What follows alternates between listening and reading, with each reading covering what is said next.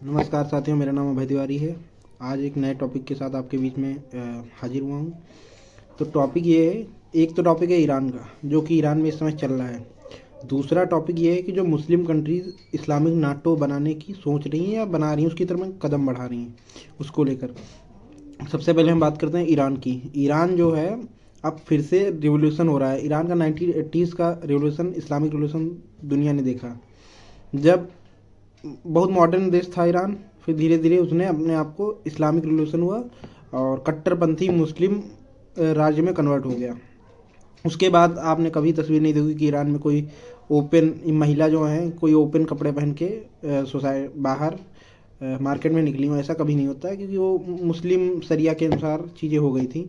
वहाँ के supreme leader थे खेमनई, ठीक है। अब उन्हीं के खिलाफ प्रोटेस्ट हो रहा है, उससे जनता ऊब गई है। वहाँ का जो युवा वर्ग है, खासकर महिलाएं, वो उससे परेशान हो चुकी हैं, उस बंधन से। अब वो उससे आज़ादी, उन्होंने फ्लैग भी चेंज किया। वो जो रियल फ्लैग था ईरान का, पारसिया कल्चर को जो दिखाता था, वो वापस से रिस्टोर किया गया है। इंग्लैंड वगैरह में कई जगह प्रोटेस्ट हुए, वहाँ भी उसी फ्लैग को दिखाया गया। तो ख़ास बात ये है, अब ये भारत के लिए कैसा रहेगा या नहीं रहेगा, अच्छा रहेगा बुरा रहेगा, ये चीज़ें उसमें क्वेश्चन करने के लिए हैं हम लोगों के लिए जो इंडियंस हैं। तो सबसे पहली बात, ईरान हमारा एक अच्छा दोस्त था। ईरान से हम लोग तेल खरीदते थे, जो कि खेमनई गवर्नमेंट से ही आता था। अब अच्छा रहेगा, लेकिन इसमें चीन, अमेरिका, चीन का तो फ़ायदा होगा, क्योंकि जो अभी गवर्नमेंट थी वो इंडिया सपोर्टिव थी। फ्यूचर में कौन सी गवर्नमेंट बनती है इसका ये नहीं पता, लेकिन चीन अपने साजिशों के लिए लग चुका होगा। अच्छा, इस प्रोटेस्ट के पीछे अमेरिका और इजराइल कहाँ थे, ये पूरी दुनिया को पता है। इस प्रोटेस्ट के पीछे अमेरिका इजराइल ही है, जो कि वहाँ अपनी ताकत को दिखाना चाहते हैं। अमेरिका खासकर पूरी दुनिया में यही कर रहा है। अभी अमेरिका का सेकंड केस आप ग्रीनलैंड को देखें, उन्होंने यूरोप में टैरिफ की भी बात की है कि जो देश उनका साथ नहीं देंगे वो उस पर टैरिफ लगाएंगे। टैरिफ को लेकर वो प्रेशर बना रहे हैं दुनिया में। हालांकि इसका रिस्पांस मिलता है, इंडिया ने भी 30% टैरिफ लगाए हैं कई अनाज पर, जिसको लेकर अमेरिका में कंसर्न है। और सेकेंड बात ये है कि जो भी ये चीज़ें हो रही हैं, इसमें अमेरिका का ही हाथ है, ये हमें श्योर हो जाना चाहिए। और ये हम लोग थर्ड वर्ल्ड वार की तरफ ही बढ़ रहे हैं, हम इसे बच नहीं सकते। यदि रसिया इसमें शामिल होगा तो फिर इससे बचना नामुमकिन हो जाएगा। अब से अगली बात ये है कि जो हम मुस्लिम नाटो की बात कर रहे थे, इस्लामिक नाटो, जो कई कंट्रीज, सऊदी है, पाकिस्तान है, ये और टर्की, ये तीनों अलायंस बना रहे थे, तो ये साथ में आ रहे थे। तो सबसे पहली बात ये है कि ये तो एक ना एक दिन होना था, इस्लामिक नाटो बनना ही था, ये लाजमी है। इंडिया को इसके लिए प्रिपेयर रहना था, और नहीं भी तो अभी भी है, इंडिया काफ़ी प्रिपेयर है। अब कंसर्न ये है कि इधर पाकिस्तान है, इधर बांग्लादेश है, तो इंडिया को 3 फ्रंट पर वार लड़ना पड़ेगा। 3 क्यों, 3.5। 3 फ्रंट, चाइना, पाकिस्तान, बांग्लादेश तो हो ही गया। अब आधे जो अपने देश में गद्दार बैठे हुए हैं, वो भी एक फ्रंट है, उस पर भी हमें लड़ना पड़ेगा। और उससे हम दूर भी नहीं जा सकते, क्योंकि कब तक भागेंगे।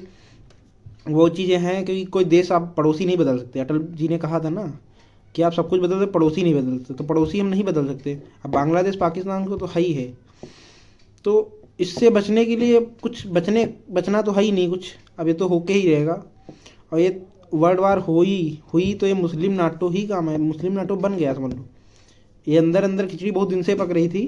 पाकिस्तान और टर्की, पाकिस्तान और ये सऊदी अरब का अभी हुआ था जो एक मीटिंग, जिसमें इन्होंने ये कहा था कि पाकिस्तान पर यदि हमला होगा तो सऊदी पर हमला माना जाएगा, सऊदी पर हमला होगा तो पाकिस्तान पर हमला माना जाएगा। तो ये इसकी स्टार्टिंग तभी से हो गई थी, और इसको हम रोक भी नहीं सकते।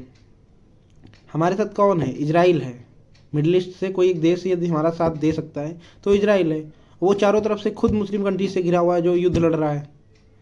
हालांकि वो साथ देगा, ये लाजमी है। अब रसिया को भी हम ये नहीं कह सकते कि वो हमारा साथ देगा युद्ध में, क्योंकि वो चाइना के साथ मिलकर ट्रेड कर रहा है, और काफ़ी बड़ा ट्रेड चाइना से। तो वो भी कम्युनिस्ट कंट्री है, वो भी कम्युनिस्ट कंट्री है।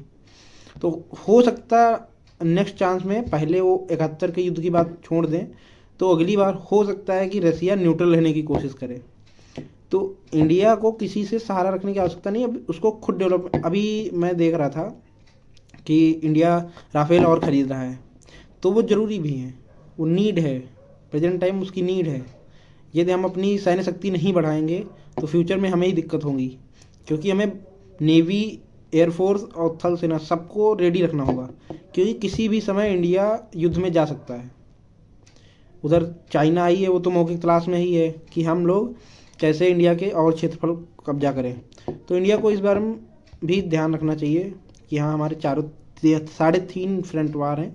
विपिन रावत जी ने कहा था हम 2.5 फ्रंट वार पर लड़ रहे हैं, अब हम ये कह सकते हैं कि 3.5 फ्रंट वार हैं, क्योंकि बांग्लादेश नया हमारे लिए एक फ्रंट खुल गया है।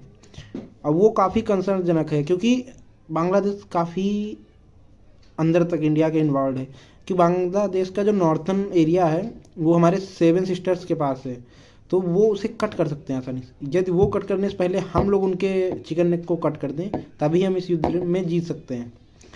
पाकिस्तान भी कोई हल्का छोटा मोटा देश तो है नहीं, उसके पास भी पावर है, तो मेरे को सपोर्ट है। और ये सब चीज़ें हैं, और थैंक यू, बस इतना ही बताना था।